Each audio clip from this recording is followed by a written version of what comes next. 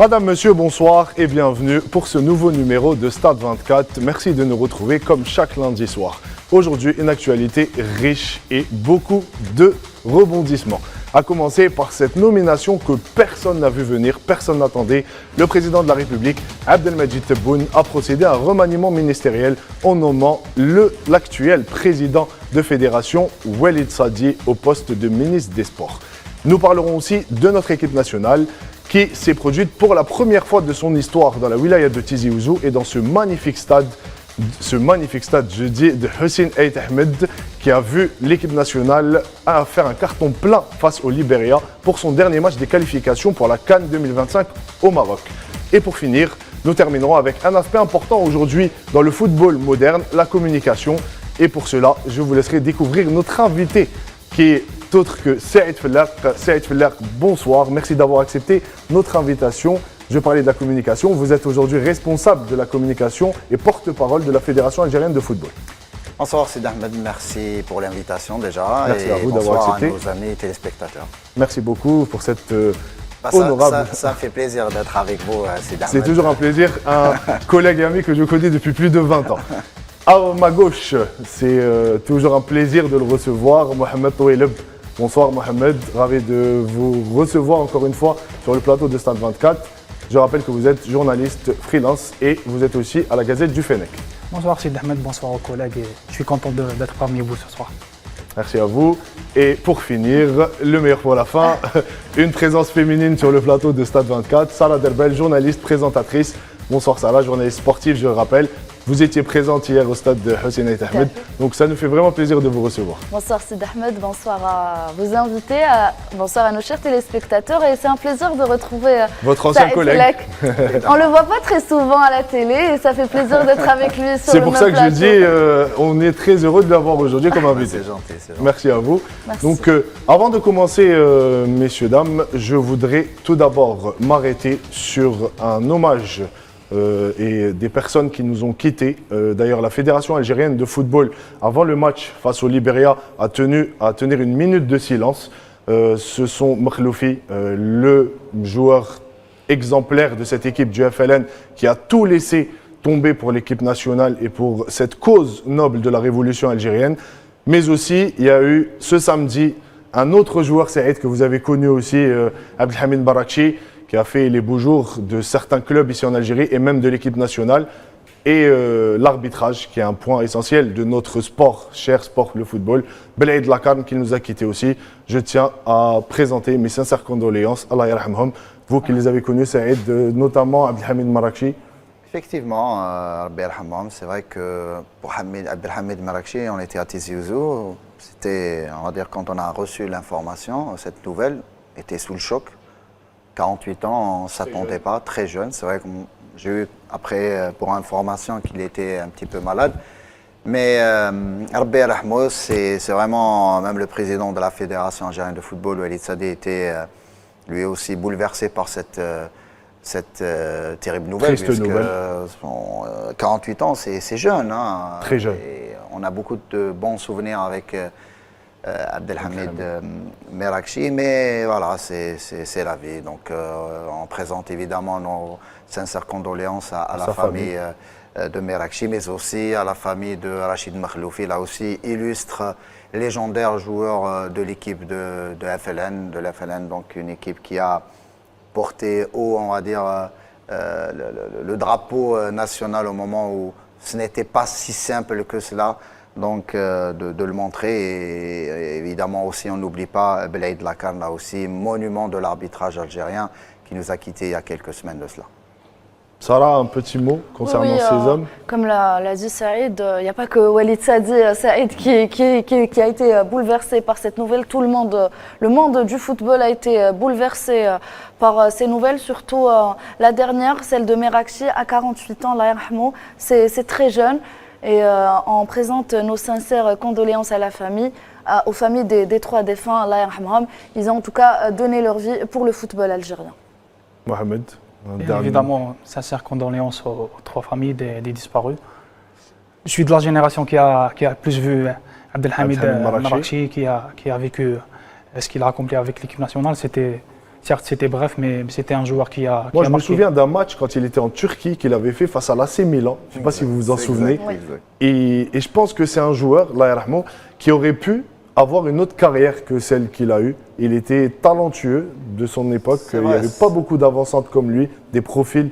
Non, c'était un profil assez atypique à ce moment-là. Et Mohamed c'est vrai, a bien souligné le fait que, on va dire, la parenthèse équipe nationale pour Merakchi était assez brève quand même. Tout à fait. Cinq Bref, sélections. Il plutôt, a voilà. 5 sélections. je 5 crois. sélections, exactement. Mais il avait marqué de son empreinte C'est son vrai. passage en Court sélection. passage, mais tout Et le monde avec- se souvenait de lui. C'est ça, parce qu'avec ses déclarations, avec ses sorties médiatiques, il ne mâchait pas ses mots et à chaque fois, c'était, bon, pour nous à ce moment-là, en tant que lecteur ou on était en tant qu'amateur de football de loin aussi, je prenais du plaisir à l'écouter. Franchement, je prenais beaucoup de plaisir. C'était quelqu'un qui disait, on va dire, tout haut peut-être ce que Tout le monde beaucoup pensait tout bas. pensaient tout bas. Donc, franchement, une vive pensée à sa femme Particulière. et à ses enfants. Donc, c'est vraiment une période difficile. Donc, Très difficile. Inch'Allah, Rabbi yarhamou. Allah yarhamou. Allah yarhamhum, la vie est ainsi faite. C'est malheureusement des personnes qui auront marqué le football algérien et aussi toutes les générations d'après. Et c'est grâce à des Makhloufi et des Marrakchi qu'aujourd'hui nous continuons à parler de football et à tant exercer ce sport que nous aimons beaucoup. La vie est ainsi faite, Allah yarhamhum. Et on reprend tout de suite le jingle avec l'événement de Stade 24.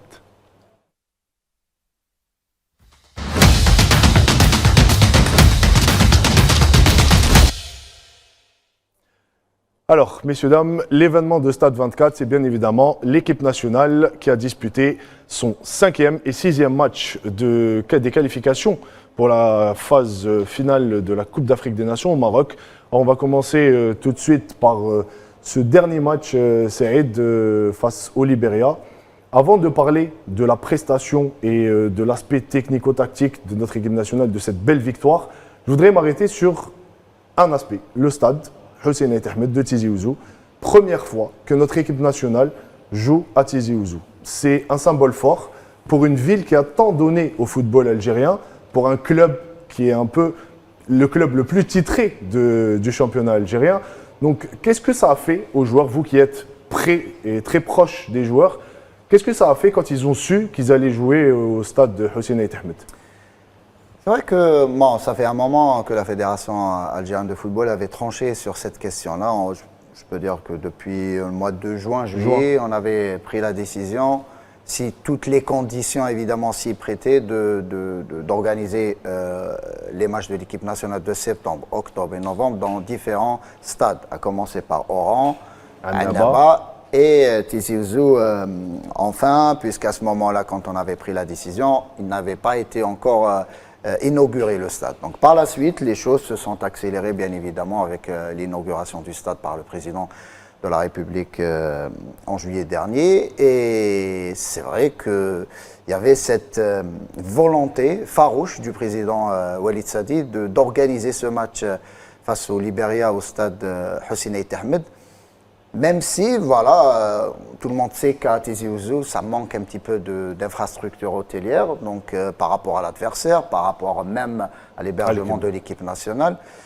Mais un effort considérable a été réalisé et par la fédération et par les autorités locales de la wilaya de Tizi Ouzou, le DGS. Donc c'était vraiment un travail combiné et des efforts consentis tout au long de ces 3-4 dernières semaines qui ont abouti à une prestation exceptionnelle hier et de l'équipe nationale et surtout du public, parce que j'ai envie de donner un 10 sur 10 au public algérien.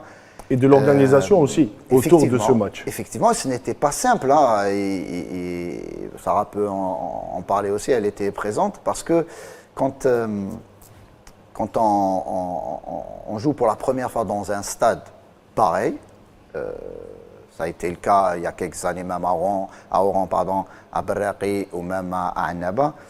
L'équipe nationale, c'est vraiment autre chose. C'est vrai que la JS Kabylia a joué plusieurs matchs cette saison là-bas. C'est vrai que les supporters de la JSK étaient en force. On a vu les images de ce stade. De ce début de championnat qui parlait Exactement. d'elle-même. Mais l'équipe nationale draine les foules. il y a un enthousiasme particulier, on vient de partout. Parce qu'au final, c'est vrai que le match s'est joué à Tizi Ouzou. Moi, je peux vous assurer qu'il y avait des supporters venus de les plaques de partout. d'immatriculation venaient des 4 coins du pays. C'est vrai que même du sud du pays. exactement. Donc tout le monde voulait voir ce stade déjà, voulait apprécier le fait d'être dans cette enceinte magnifique, il faut le dire. Superbe enceinte. Vous avez parlé des joueurs. Il y avait une excitation chez les joueurs. J'ai parlé avec les joueurs la veille du match. Ils étaient tout excités à l'idée de jouer là-bas parce qu'à un moment donné, ils avaient vu les photos et les vidéos sur les réseaux sociaux lorsque la JSK avait joué ces matchs là-bas. Et tout le monde avait cette volonté d'aller jouer sur cette pelouse. Et après le match, j'ai pu là aussi discuter avec les joueurs, mais ils étaient tous bluffés, franchement, par l'ambiance. Et notamment l'ambiance, parce qu'au final, c'est un stade où il y a beaucoup de... Je ne vais pas faire la comparaison des stades en Algérie. Chacun a sa spécificité. Exactement, et son architecture. Mais beaucoup pensent que ce stade est peut-être l'un des meilleurs. Enfin, beaucoup le disent. En Afrique, même les joueurs. En Afrique, c'est vrai qu'on a tendance à parler d'Algérie, mais en Afrique, j'ai fait. On a fait pas mal de stades en Afrique. On va dire que hier, le coach national, Vladimir Petkovic, en conférence de presse, il le dit ouvertement. Oui, j'ai fait plusieurs stades dans le monde et il n'y a pas cette ambiance partout dans le monde. Et il le dit ouvertement, même les joueurs. Donc franchement, on se sentait à l'aise.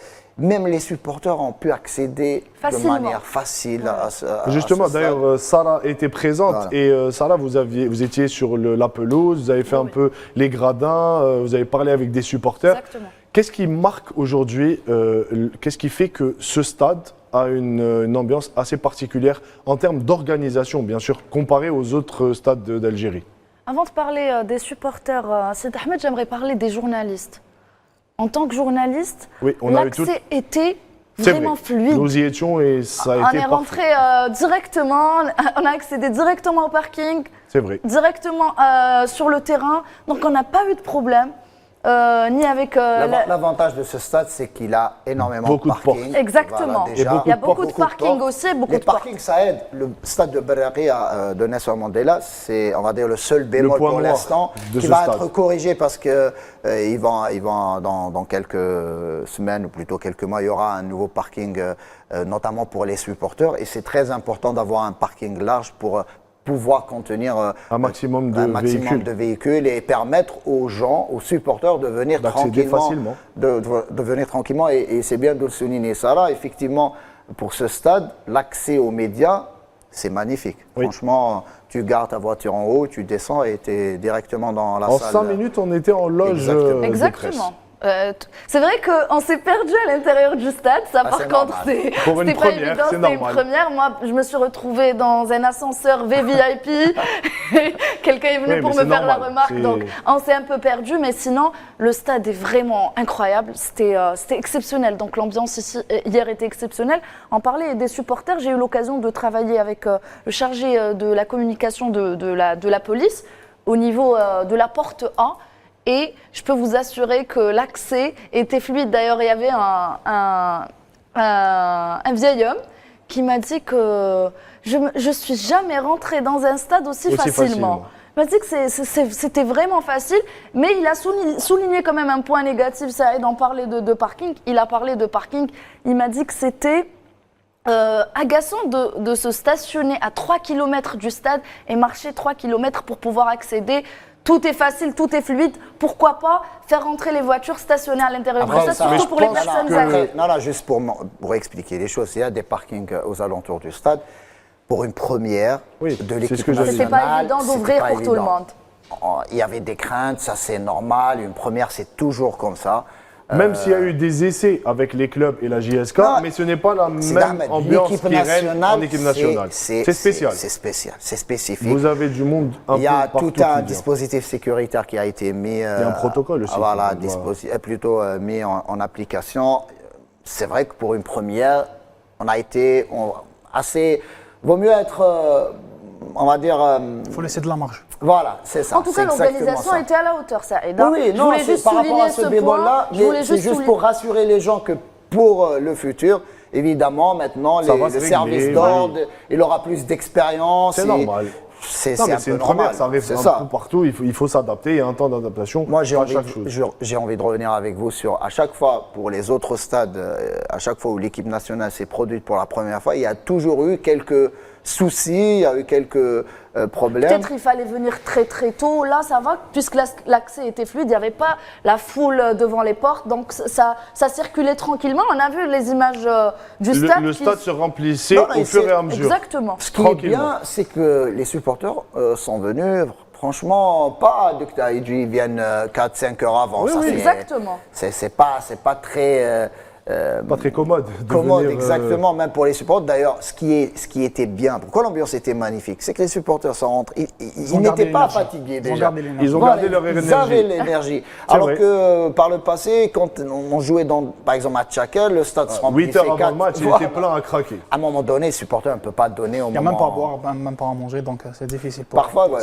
Mais là, avec le nouveau stade, Oui. franchement, c'est agréable. Bon, après, on parle de Tizi Ouzou, même à Oran, c'était magnifique en septembre. Hein. Annaba, c'est l'ambiance dans la ville extraordinaire. Oui. Franchement, la ville de Annaba a L'engouement vibré. qu'il y a eu à ah oui, Annaba, c'est magnifique. Et ce qui était bien aussi hier, Saïd, c'était de voir des personnes âgées. On les a vues hier à la télé, des familles, vieilles des dames, enfants, des enfants. Il y avait même un bébé, je crois qu'il C'est avait vrai. moins d'un an. Donc c'était vraiment formidable de voir ce genre d'image. Mohamed, vous qui n'étiez pas, sur place, Bah, lui, il a le recul de la télévision.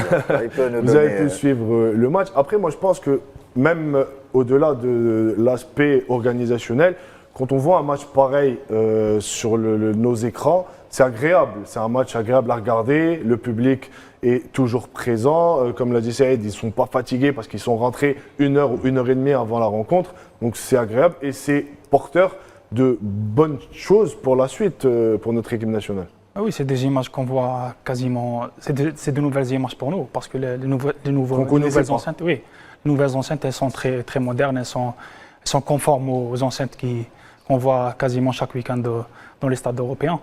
Donc je pense que les joueurs ont pris un plaisir de jouer là-bas. Ils ont montré ça dès le coup d'envoi. Ils étaient pleins dans le match. Ils voulaient que cette première à Tizi Ouzou soit une totale réussite pour l'équipe Après, nationale. dès le coup d'envoi, j'ai un peu de mal à vous juger parce qu'on a été un peu cueillis à froid par cette Exactement. équipe On a du fait Libéria. attendait pas. Merci pour la transition parce qu'on parlait du stade et là on va rentrer dans le vif du sujet et on va parler de l'aspect technique. Merci encore une fois Mohamed. Je t'en prie. Saïd, Mohamed vient de le souligner, les joueurs en début de rencontre, on a eu l'impression qu'ils étaient encore un peu ici, se chercher, c'est-à-dire dans un nouveau stade. On a vu cette équipe du Libéria sur les 10 premières minutes nous cueillir à froid. Sur leur seule occasion, ils nous marquent ce but et ça a eu pour but de nous réveiller par la suite. Je suis pas totalement d'accord parce qu'au final, quand on revoit le match, l'équipe nationale a débuté le match en force. On a eu une action qui a terminé sur le poteau, Exactement. juste avant le but. Le but encaissé à la 6e minute, c'est vrai qu'il est venu un petit peu nous refroidir. Tout à Parce fait. qu'à un moment donné, moi s'y attendait j'étais pas. assez satisfait du début de match. Il y a eu une faute de Attal et moi j'étais assez proche de l'action. Je ne suis pas si sûr, j'ai pas revu le ralenti, mais je ne suis pas si sûr qu'il y avait faute à ce moment-là. Donc déjà, l'arbitre avait donné ce coup franc à cette équipe du Libéria, qui a réussi à marquer un superbe but, il faut le dire aussi, une belle reprise. Là, après ce but, il y a eu un moment de flottement. Oui, Pendant une dizaine, pendant une dizaine de minutes. Là, je vous rejoins. L'équipe ne s'attendait pas à prendre ce but. Oui. Moi, ce que j'ai aimé, et ça, c'est aussi bien de le souligner, c'est qu'après ce premier but encaissé, le public s'est réveillé une nouvelle fois et a encouragé les Verts à aller justement de l'avant pour essayer d'égaliser rapidement. D'ailleurs, on a Et c'est ce qui égalisé s'est- rapidement. Voilà, 20e Voilà, minute. donc on retient la réaction du public et de l'équipe. Hein. Exactement. joueurs. Voilà. Et c'est bien aussi de voir que cette équipe sait réagir, parce qu'on l'a vu face au Togo aussi. Après, c'est un peu normal, puisque les gardiens changent ces derniers temps, une défense qui essaie de se retrouver. Une défense un à trois. milieu, voilà, un milieu Nouveau. reconstitué. Donc il y a certainement avec, un manque de cohésion certainement, dès c'est les not- premières minutes et de la notamment rencontre. pour des balles arrêtées. Quand les joueurs ne jouent pas Régulièrement continuellement ensemble. Ouais, oui. et je parle de certains postes, notamment au milieu. Un Kandossé, c'est pas un titulaire indiscutable ces matchs, donc il y a eu l'absence de Rami Zarouri, sans doute qui a pesé. Qui a pesé. Kandossé a fait un superbe match, Oui, il faut oui. le dire. Mais je parle de ce but encaissé. C'était un peu prévisible. dans le sens où l'équipe n'était pas encore en place. Mais par la suite, on a égalisé. On a déroulé. On a déroulé. Bien donc, sûr. Même si en face, il faut le dire aussi que le Libérien a joué sans pression, Oui. a joué sans va-tout. Et franchement, Ils moi, n'avaient rien à perdre, de toute façon. quand je voyais le match, notamment la première mi-temps, je me disais comment on a pu les battre 3-0 3-0 chez Libérien. eux.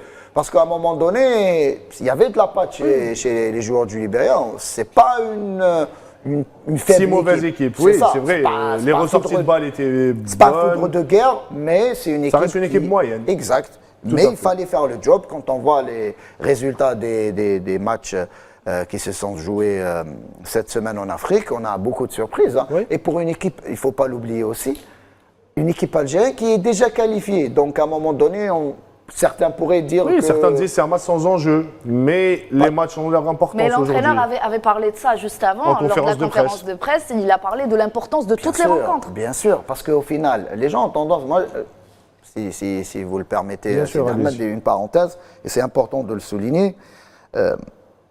En tant que journaliste, on peut faire peut-être une analyse, on va dire, assez approximative, hein, j'ai envie de dire. Un journaliste peut se tromper. Oui. Moi, durant peut-être pas mal d'années, je disais un match quand il est sans enjeu sur le plan mathématique, on peut dire que oui, c'est l'occasion Pour faire Pour intégrer de nouveaux joueurs. De nouveaux joueurs. de faire tourner son effectif, de faire tester ses joueurs. Mais là, ça change. Ça change pourquoi? Parce qu'on a 2 matchs très très importants en mars. Donc c'est la dernière date FIFA. Même si on est qualifié, c'est un nouveau coach. Il est là depuis 8 mois seulement. Il n'a pas assez de matchs. On va dire... 10 matchs. Voilà. 10 matchs 10 seulement matchs. à la tête de Donc, l'équipe nationale. il avait 8 donc avant ces 2 matchs. Il avait besoin de ces 2 matchs pour mettre en place l'équipe qui va débuter en mars. Donc, certains s'étaient étonnés de revoir la même défense, par exemple, notamment le trio axial, Oui. l'axe défensif. Certains s'attendaient à Amin Cheikha débuter le match. Certes, il y a du talent, Amin Cheikha et d'autres, mais pour le coach actuellement, il se projette sur le mois de mars. Il est important aujourd'hui de parfaire la cohésion de l'équipe, et c'est grâce à ces matchs-là où tu peux gagner un petit peu en cohésion, En automatisme. Voilà, les automatismes, Bien sûr. puisque c'est un nouveau coach, je le disais, qui a une nouvelle philosophie de jeu, donc ça prend du temps. Et c'est ce qui explique qu'il n'a pas vraiment fait Tourner l'effectif. le turnover quand Les cadres, la colonne vertébrale était là. Exactement. D'ailleurs, Donc, à ce propos, je vous propose d'écouter les joueurs Mandi et Farsi après la rencontre. Je pense que dans l'histoire d'Algérie, c'est assez rare d'avoir fait 5 victoires et une seule défaite, 2 buts encaissés aussi. Donc je pense que c'est plutôt un bilan très positif, profiter de ça. Après, les qualifs de Coupe du Monde, c'est dans 3 mois et demi, il y a beaucoup de choses qui peuvent se passer d'ici là, donc on profite du moment et on verra plus tard pour se concentrer sur les qualifs de Coupe du Monde. Ah, extraordinaire, le nouveau stade de Tizi Ouzou, pardon.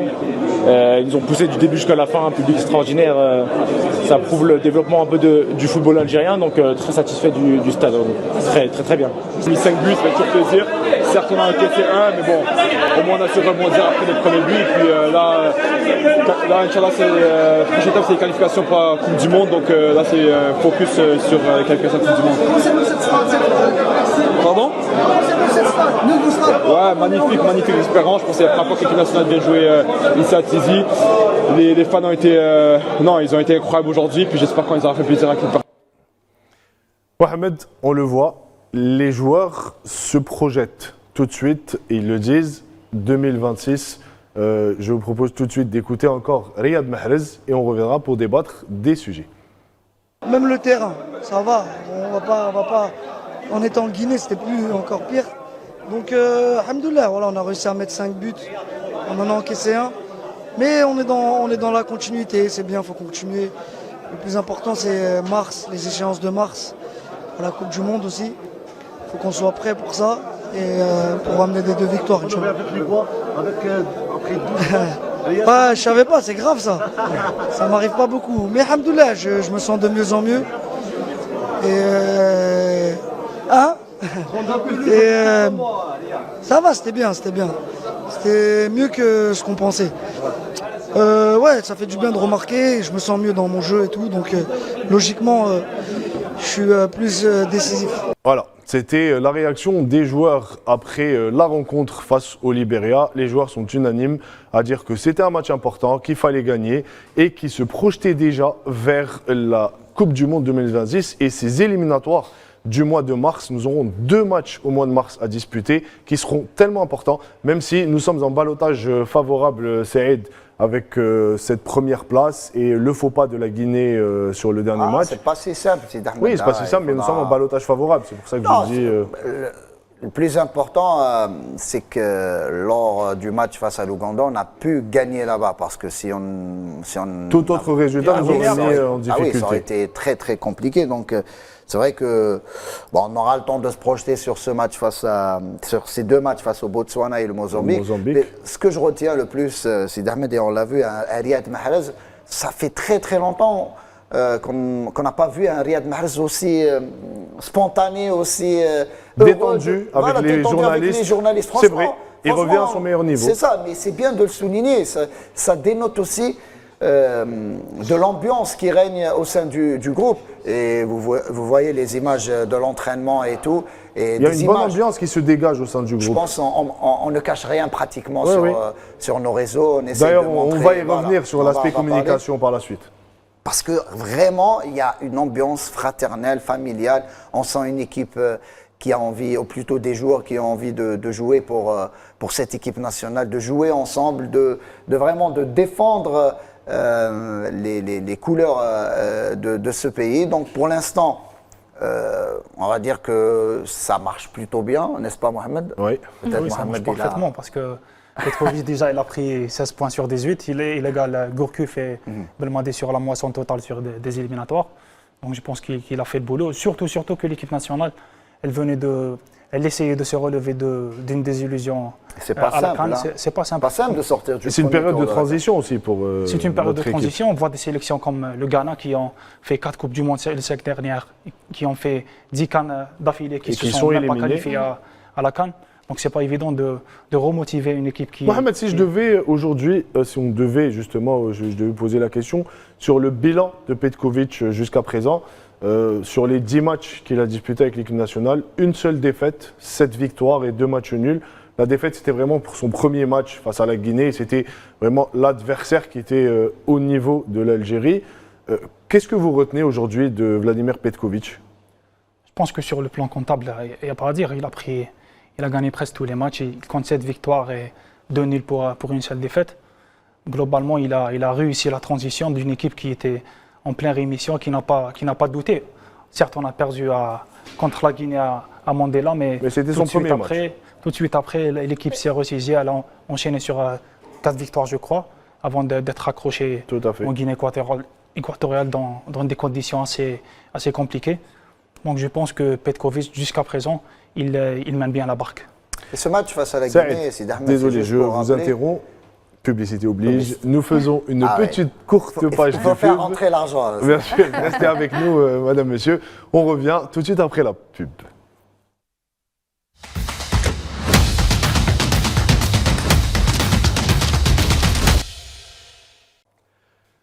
Madame, monsieur, de retour sur le plateau de Stade 24 pour cette deuxième partie. Nous étions avec l'équipe nationale. Saïd, vous avez interrompu, désolé. Non, vous vouliez ajouter. Pour revenir sur le match de la Guinée, Mohamed disait, ou vous disiez que la Guinée était supérieure. Non, elle n'était pas supérieure. Elle est venue défendre derrière à 5.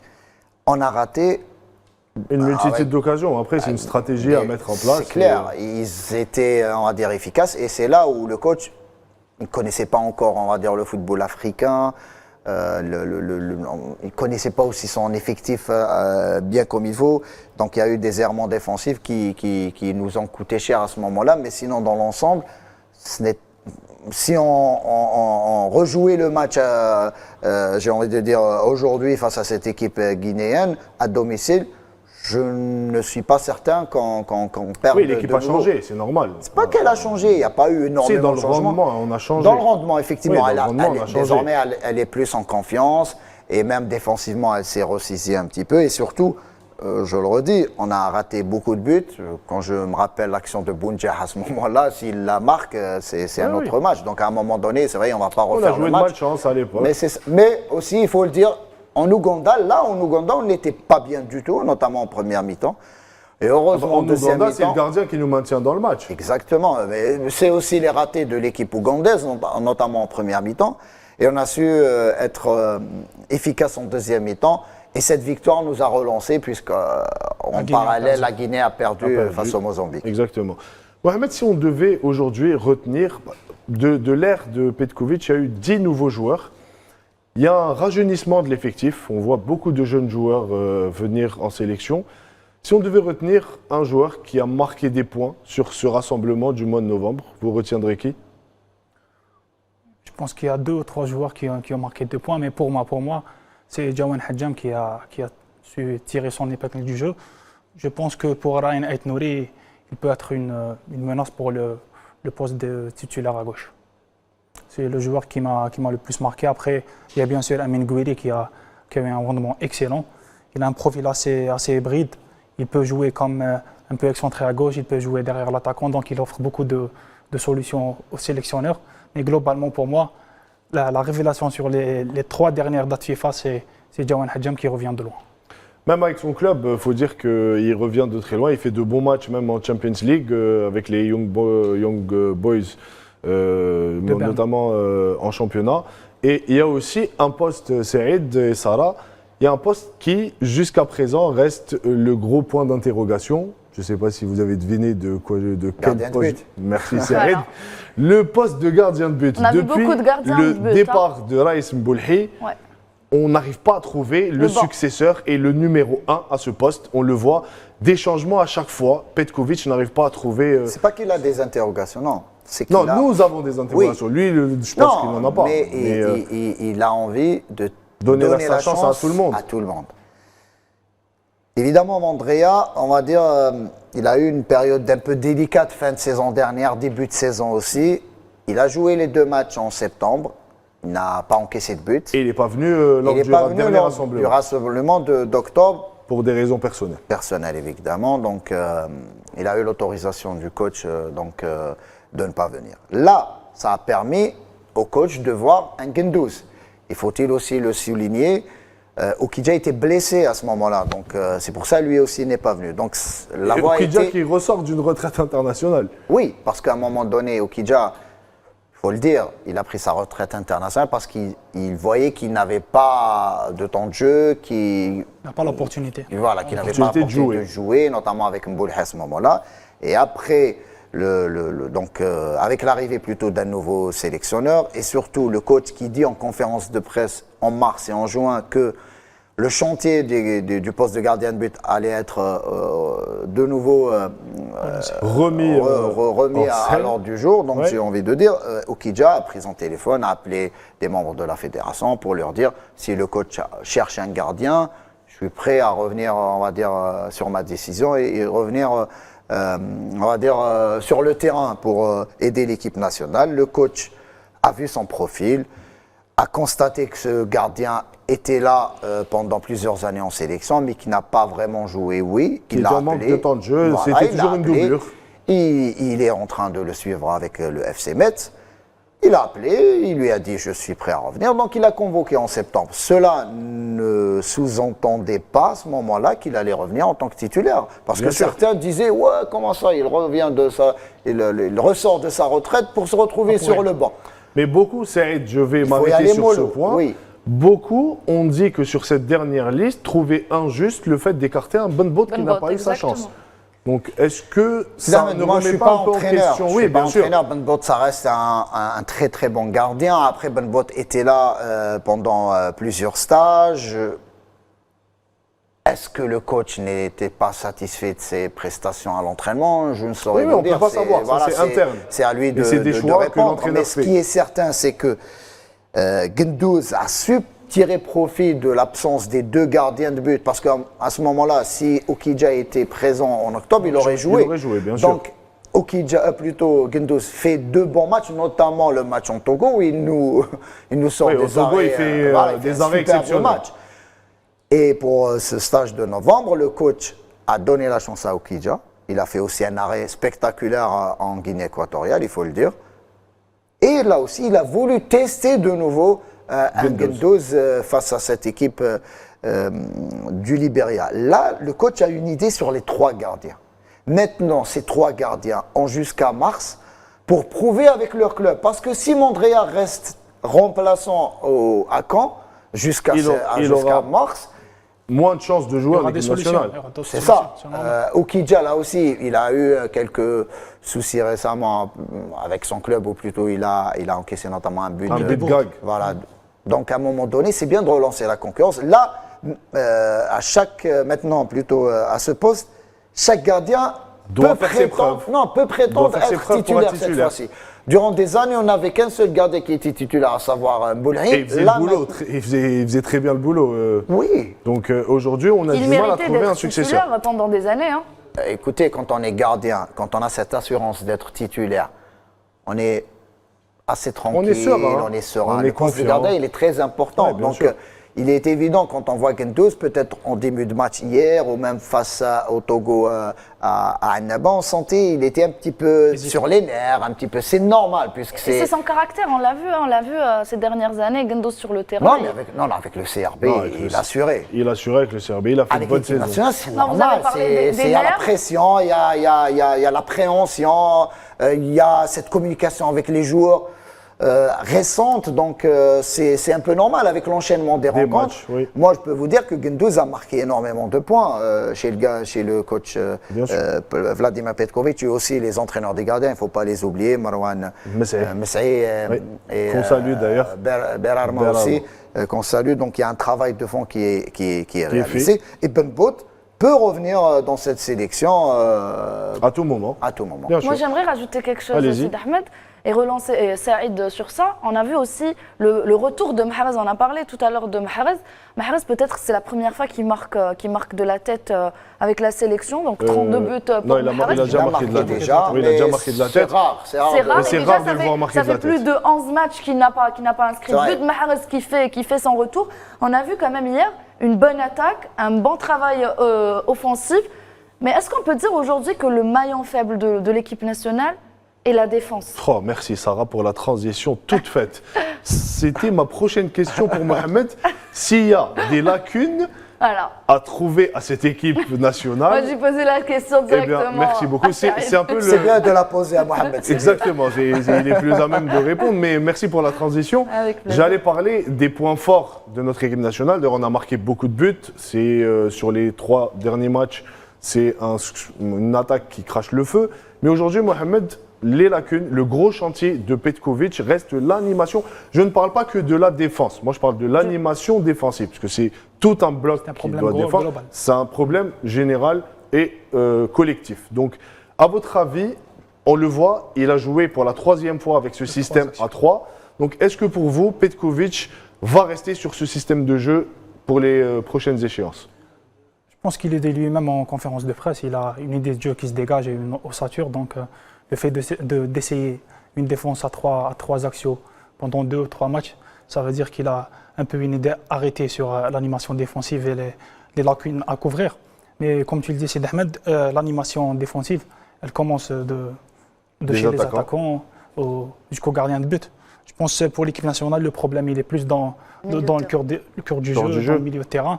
Surtout quand tu joues avec un 3-4-3, sur les phases offensives, tu apportes de la densité, tu peux acculer l'adversaire, mais sur les transitions rapides. C'est-à-dire qu'il y a un équilibre à trouver. Sur le repli, on peut tout de suite se retrouver dans un déséquilibre assez perméable.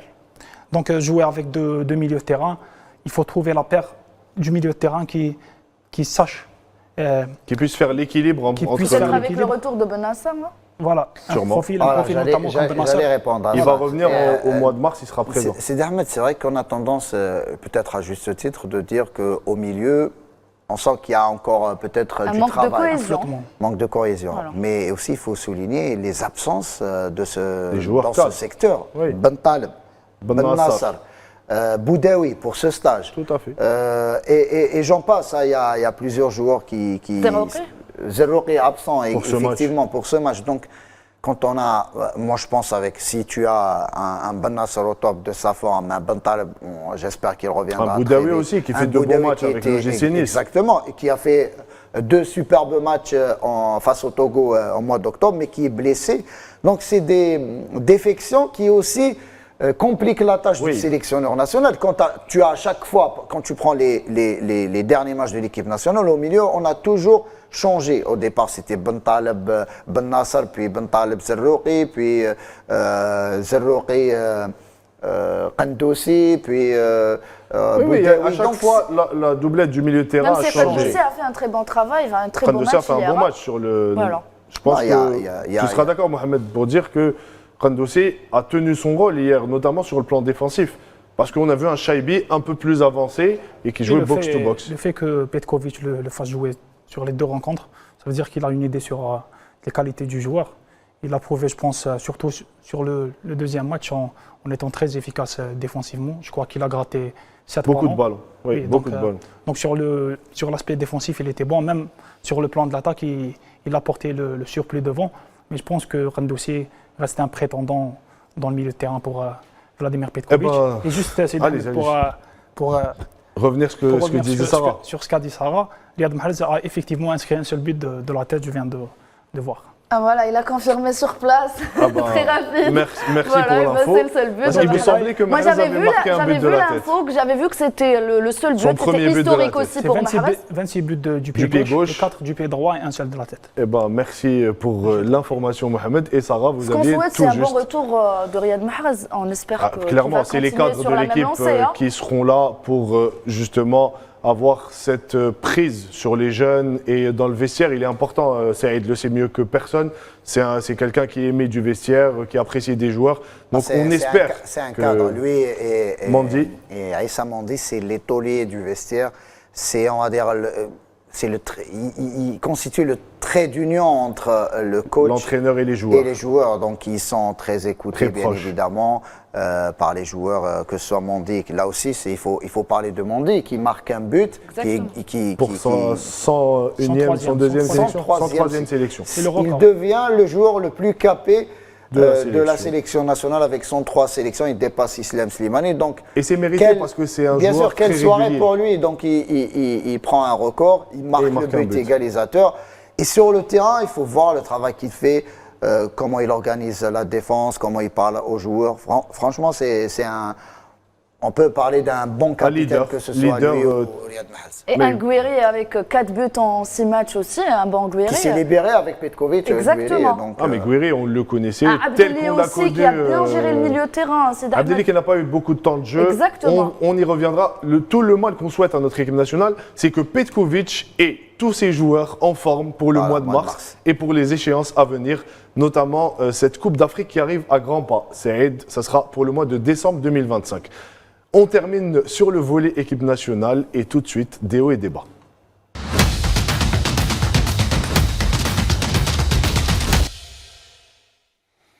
Alors, déo et débat, mesdames et messieurs, ça vient de tomber. C'est tombé, c'est tout frais.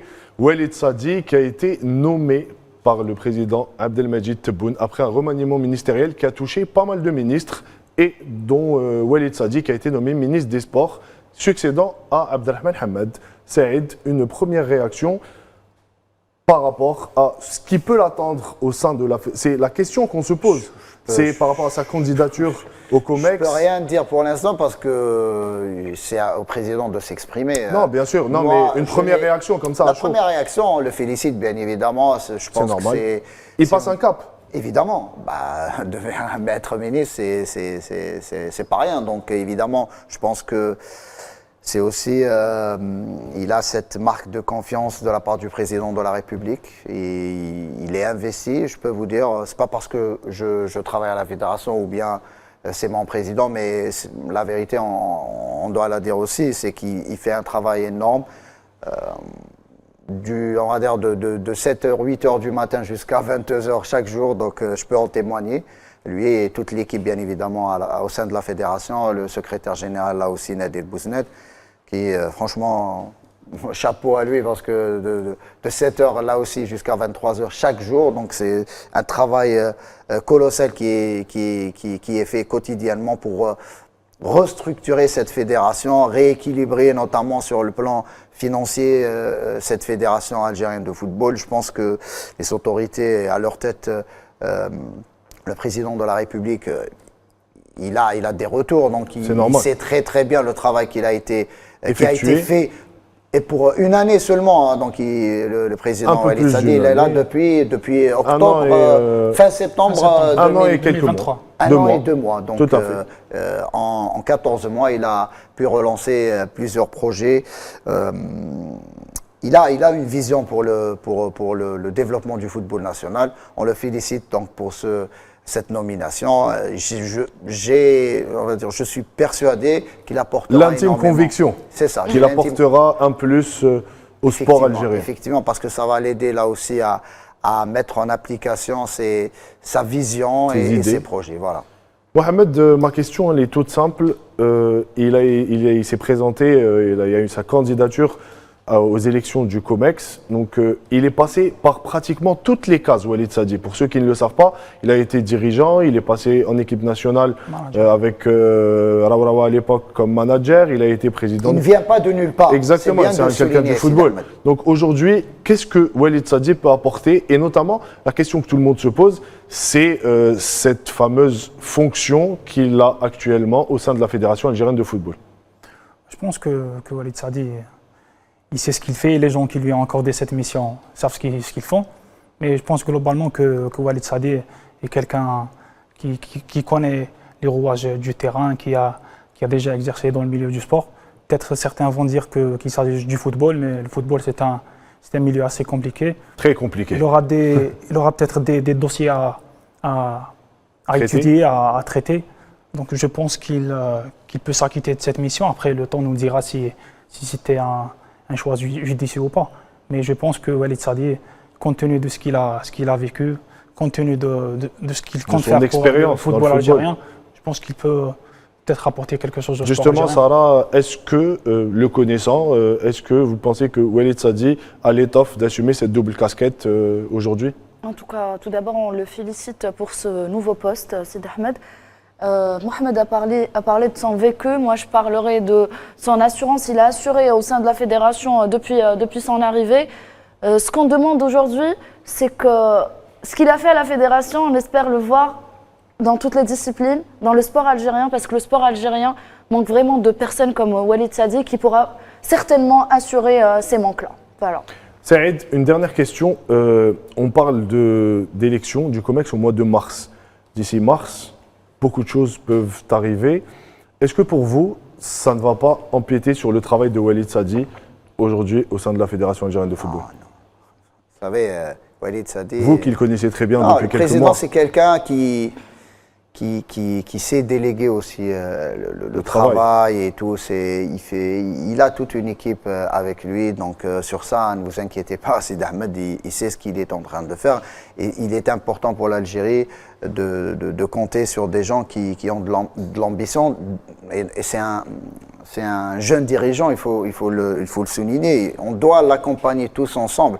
En tant qu'Algérien, à chaque fois, on tire sur l'ambulance, on reste dans la critique constructive si on veut critiquer. C'est ça, si on veut vraiment aider notre pays, il faut vraiment soutenir, on parle du président. En général. C'est ça, chaque personne qui peut apporter à ce pays, on doit la soutenir. Même si on va dire on peut ne pas être d'accord avec cette personne pour X ou Y raison, mais on doit soutenir cette personne pour l'intérêt du pays. Donc je pense sur ça, il n'y a pas de problème, il a assez d'expérience pour gérer tout cela.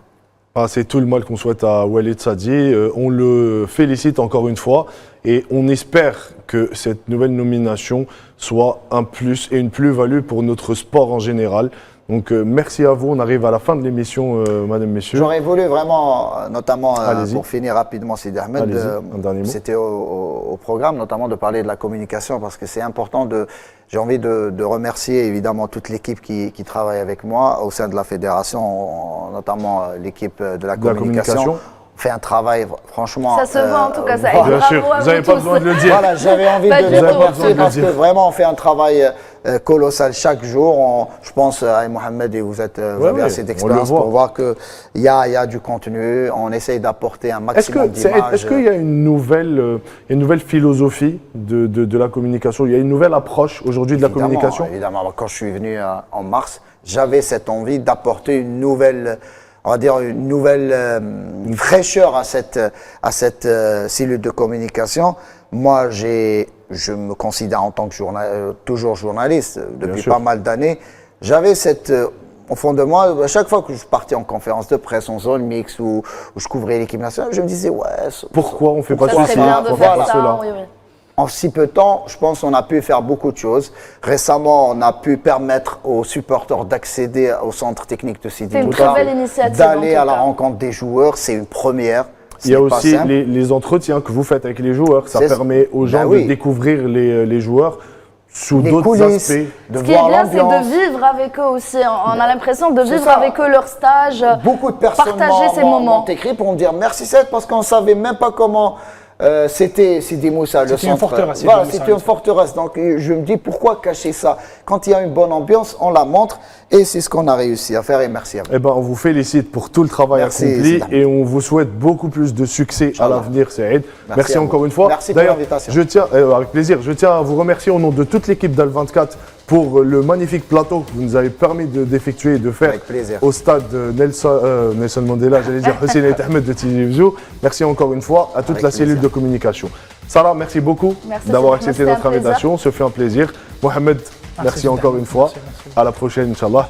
Quant à moi, je vous dis merci beaucoup de nous avoir suivis, de nous être fidèles. Je remercie toute l'équipe technique qui a été présente ce soir pour la réussite de cette émission et je vous dis à la semaine prochaine. Bonne soirée. Au revoir.